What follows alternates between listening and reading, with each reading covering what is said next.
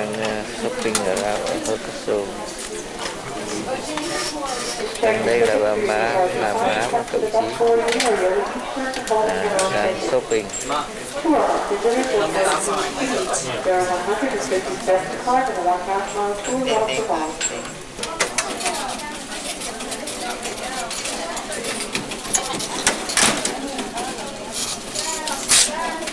Hạnh đang đếm tiền để đi mua đồ kỷ niệm.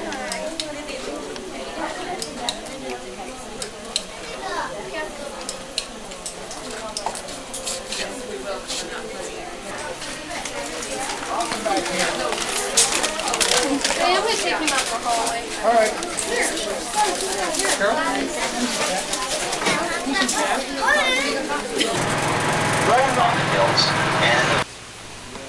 Today and tomorrow we're also running our evening tour, which takes you into the big guest house and some of the more interesting parts of tours 1 and 2.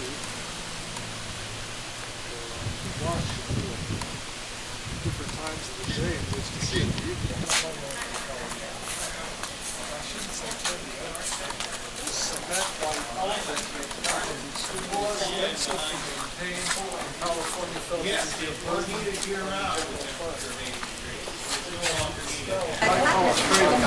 So it all moves with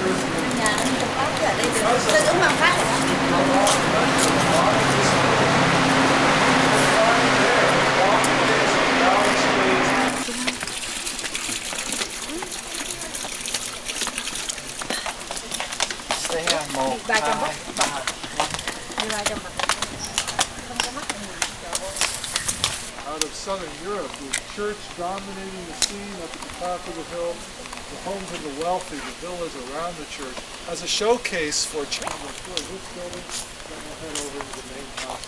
See where it is actually a very distinctive bay fragrance.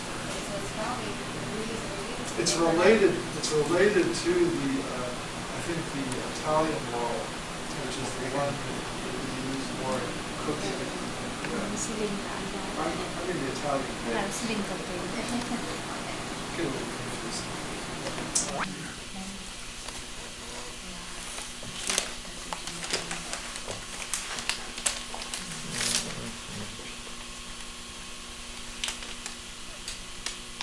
Bedrooms. Keep in mind that Hearst created over 40 guest bedrooms between guest houses and main house, and rarely did the guest list number enough. Quarter of a century. Shortly after the separation with Millicent, his wife, that Marion, the Starr's home was a vacation home when he was here with her in that early period. They were in a big guest house. By 1928 or 9, they were able to take up residence in the third floor of the main. World War II was on the horizon. By 1942, he left San Simeon and didn't return to years. And we won't end the ground floor. We did a movie here. Keep in mind, Hearst produced.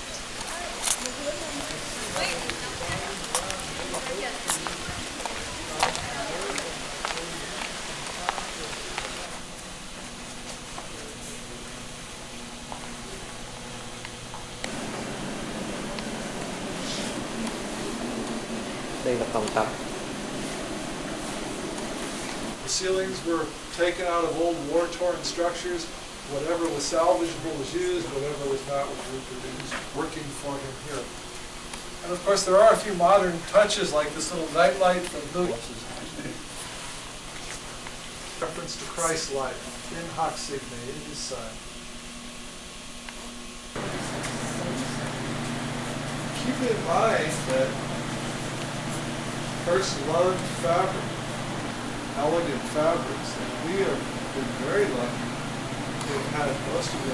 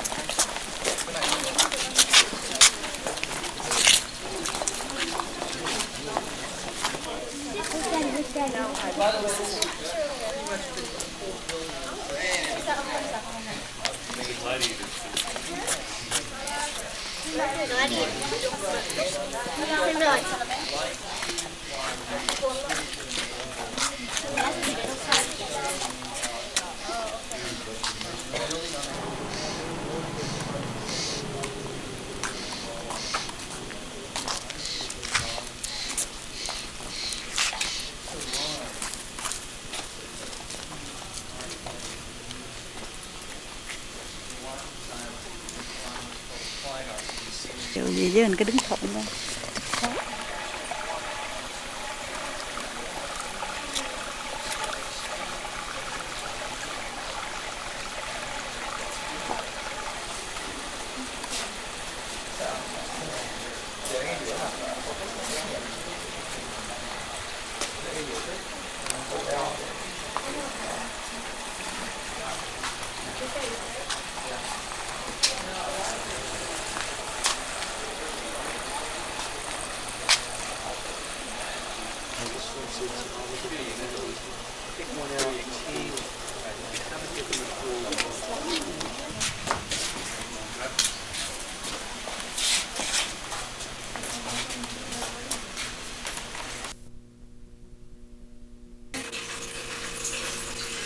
Đây hả chị?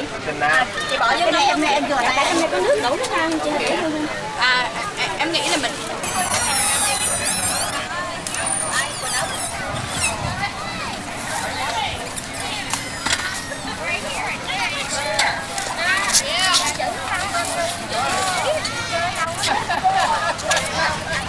Đâu, ăn bia hả? Còn thịt sao? Gấp bỏ mua đi luôn hả? ăn mì trước, ăn thịt xong. Nhắm đi. Qua ăn chưa? Lên được không?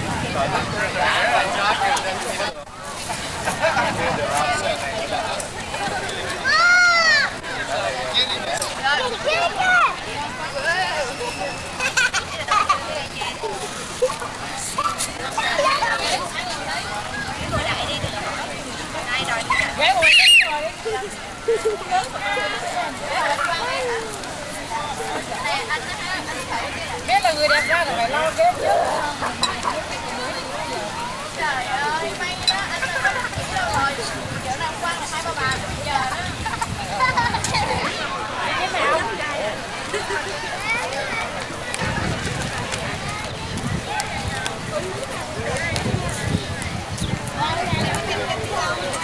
Nói chuyện cách quá chị ơi đâu.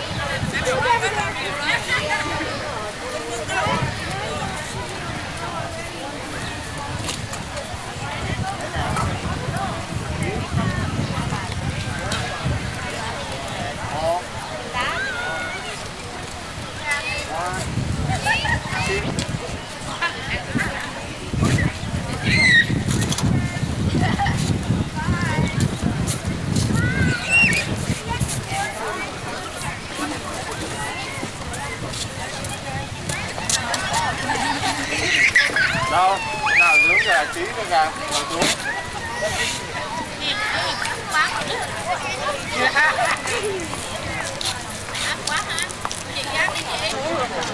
Bà nói em á, sao mấy bà chồng nấu ăn ngon vậy mà không nhận hỏi hỏi chị để chị cơm. Dạ, cháu lên sáng tí, nó cho ăn cơm cái này nha. Ăn là sữa. Tôm kho. Mà nó một hai lần thôi chứ, 10 lần như một á. Chẳng có món gì mới lại hết trơn. Nói chuyện nhiều mà mà cầm cái túi được mà. Nhưng mà mình mời cũng mời. Không đó, bà này Tết.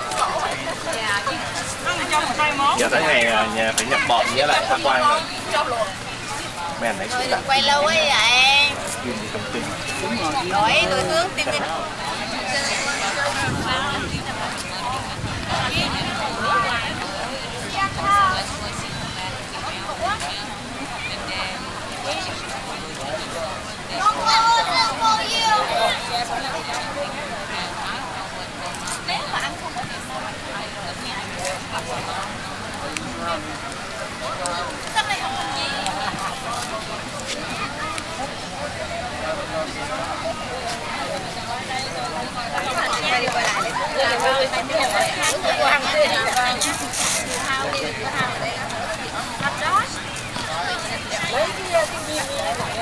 Em có người bạn Phi lắm thân á. Tại vì ông bà già, ông già rất nữa là Phi á, sang năm trẻ con trai này còn em rất tiền á, đưa ông đi, và hôm nay ngày mai ông đi, giảm về mấy 12, 13 đây, giảm về Phi đi lại qua bên này đi, giảm không thôi, sao ăn con gái?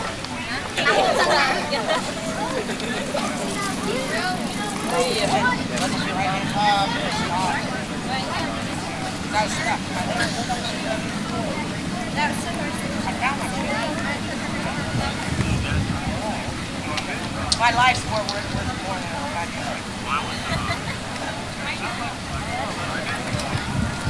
my life is $80 life. They never see.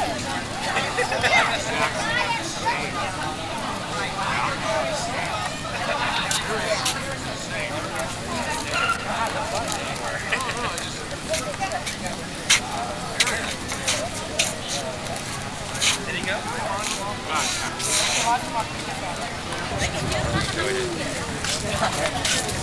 Did some diving on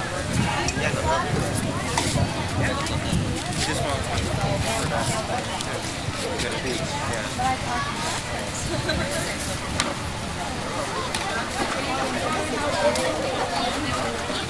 yeah, but the wind blows a lot. My dive bunny traction. So I have to come down here and dive. No, but it's not hard that much. So you like him? Yeah, it's down the water. Cười đi. Ở phía sau ở bên đó. Cô hãy cô. Phía sau Anh Trần Nam ăn xấu quá à. Úi rồi anh kìa. Úi rồi ơi. Rót miếng bia vô. Ôi trời ơi. Đó nó có chút bia Rồi ơi.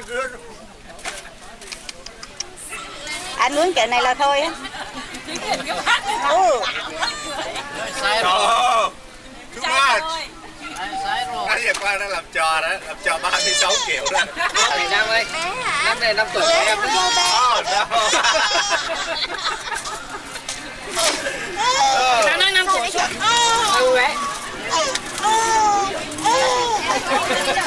Chị Định ơi, chị Định ơi. anh nó móc em. Em về. Em đặt cái bánh quay phim kìa. Đây đứng coi. Có nên nhớ. Trời ơi, tình quá vậy. This is the last one. All right. All right.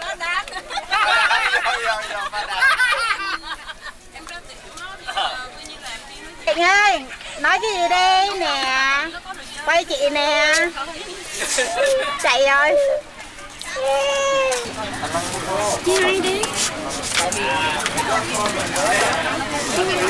Trời đang chơi của đó, chị Định ơi đang chơi của đó ha. Trời ơi ghê quá. Đúng rồi. Sao thương ngoài thấy ông chồng thương ngoại không biết gì. Lên cái nào. Để đây đi, chứ giờ không có chỗ cầm. Chị Dina. Đó, thấy không xinh quá. Nói lại đi, nói cái gì thế?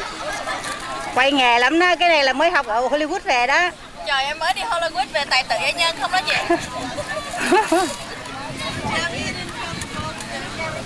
Make like me.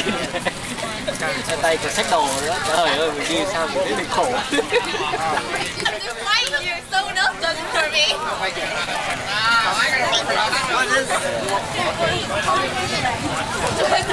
You too. I got you. Oh no.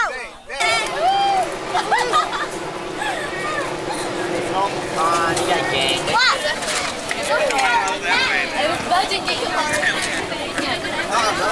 Sure, try again now. Try again now. No. It's like, that didn't improve anything. You still hurt? Khanh, Khanh. Giơ tay chào bác rồi xong. Good.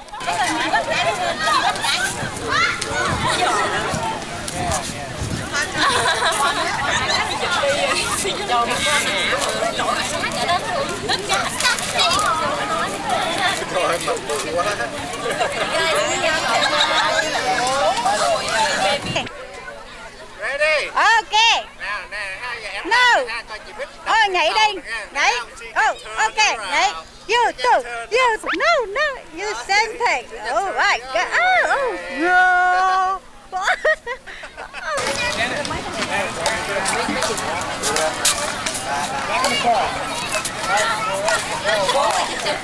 Năm là chắc là ở đâu rồi? Nào hình như là anh ở đâu góc chỗ cây nào á. Vậy thôi chắc không đi kiếm đâu. Phải không? Biết, phải không? Dạ dạ. Nghe bé hát còn hay. Mỗi lần một cô mở cái nhạc.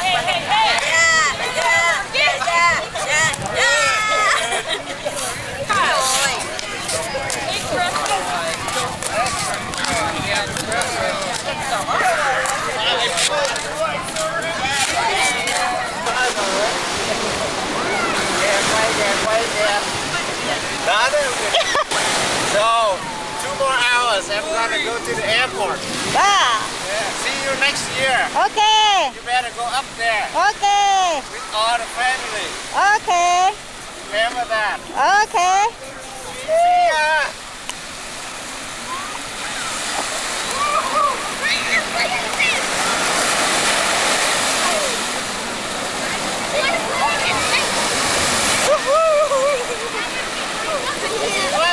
Come on.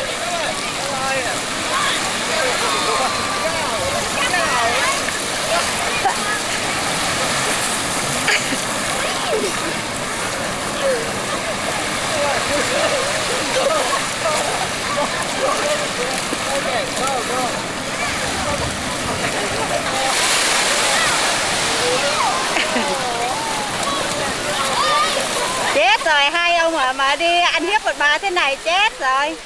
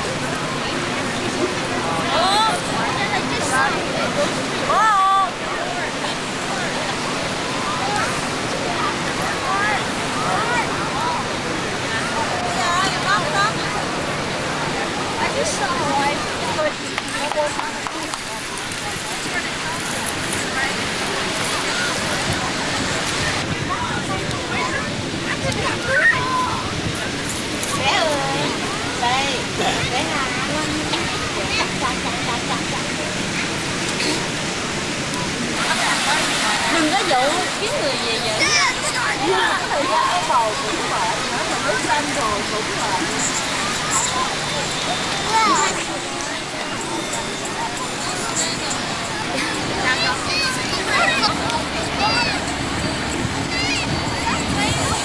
Ngoài này chỉ có cái thú cầm cái máy ống giòm nữa.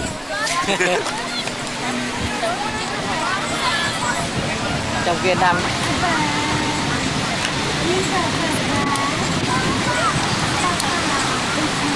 anh chị có 2 cháu à? Đúng rồi. Cũng gái cũng trai. Nhưng mà lớn lớn cái này thì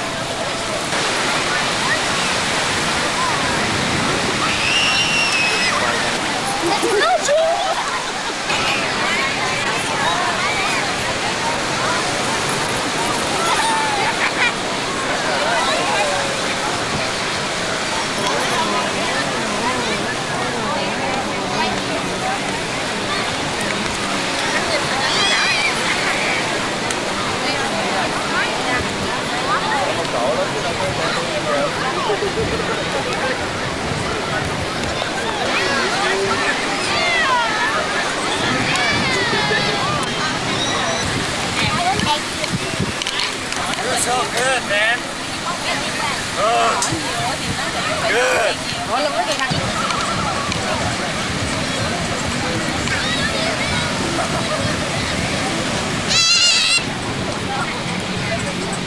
oh, watch out.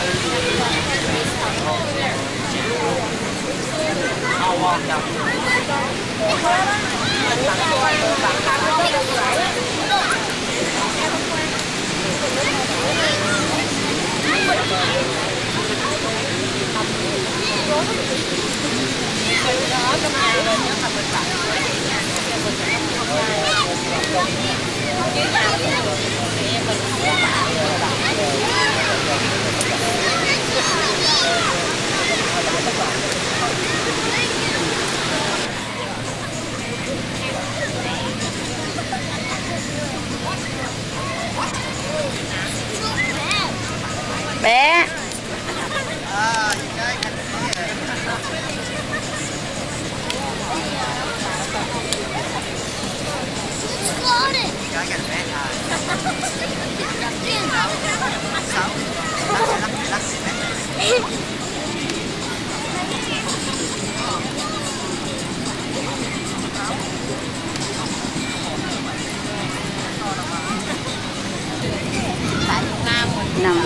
Nằm nghỉ biển thoải mái lên tỉnh thì chắc từ vài tiếng nữa lên máy bay là rồi trở về chưa.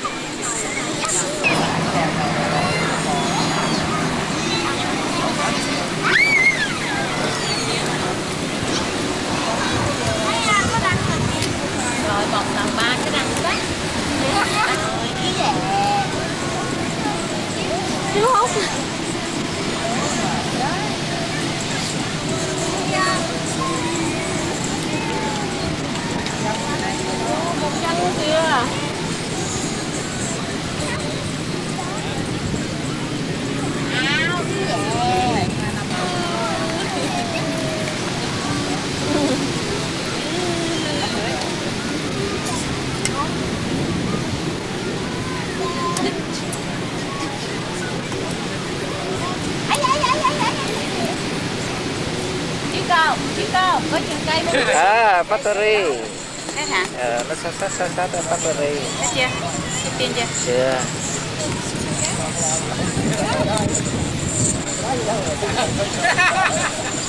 Sắp hết tép. Vậy hả? Sắp hết rồi hả? Sắp hết Chưa hết tép. hả?